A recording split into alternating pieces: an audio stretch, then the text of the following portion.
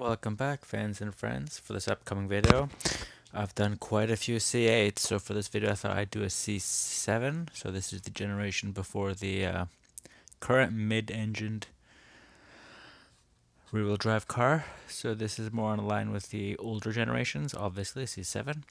And this is the Z06 convertible edition of the car. This is I believe it's the highest version in terms of trim, features, and the fact that it's a convertible, aka Spider. So as we can see here, it does a very decent job of the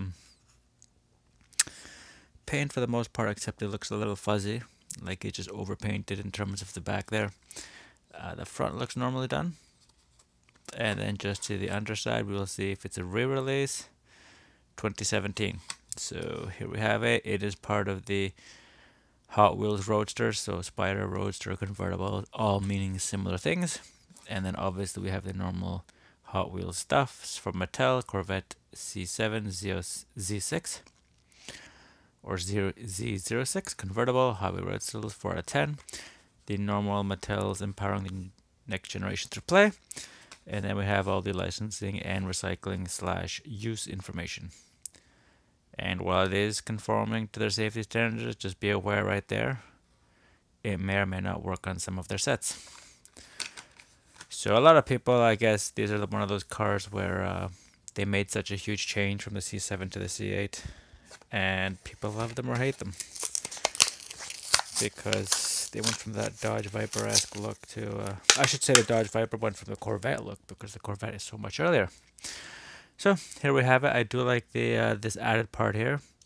It's obviously a part of the bottom piece instead of the top. It is a cutout. As we all know, this is where the engine is. I believe it hinges in the front. This one doesn't, but I've shown the old first generation one does. It really does look nice. You have all the contours, the interior there done reasonably well. You can even see this gear shift, poorly done steering wheel, everything's there. Plastic windshield, despite the fact that you don't need to, easy to see through. 3D effect painted headlights. The Corvette symbol is entirely visible. So what I believe they've done is they've rotated where the colors are, so that you can clearly, they've painted opposite where it would normally be. I brought up with that earlier Corvette from Matchbox, which is also a Mattel product, where they messed that up, so it only has one wing. So while it says Corvette there, nice and easy to read, there's the racing symbol again. We can clearly see that the lights are very plainly painted. It's just a little gold interior surrounded by the white and the black on the outside. It is not toned at all. I don't believe I have another vehicle near me to bring about what that is, but anyway, it's nice and shiny reflective paint. Spoilers molded into the body, stamped out, cast one part. There's where the license plate would normally be. There's the quadruple exhaust, 4 of them. And once again, the Mattel's world's plainest undersides. Once again, there is the 2017 release 41. So 2020 release, but the original casting is from 2017. And there we have all our information. C706 convertible. They've included that, just no year. Usually with these lower end production vehicles, they don't make as many changes as the mainstream cheaper models. So I don't know if that factors into what year it's supposed to be.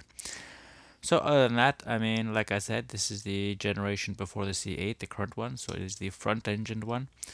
The cargo would be back there. 2-seaters, obviously. Very nice looking car, nice and shiny. Everything appears to be well painted on. Like I said, I do like this.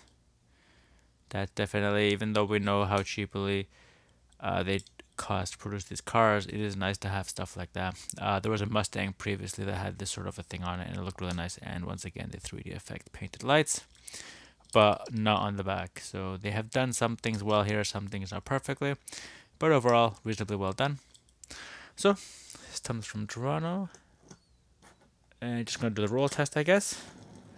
And like all Mattels, we know it rolls very well. This comes from Toronto. Thanks for watching, and till the next one.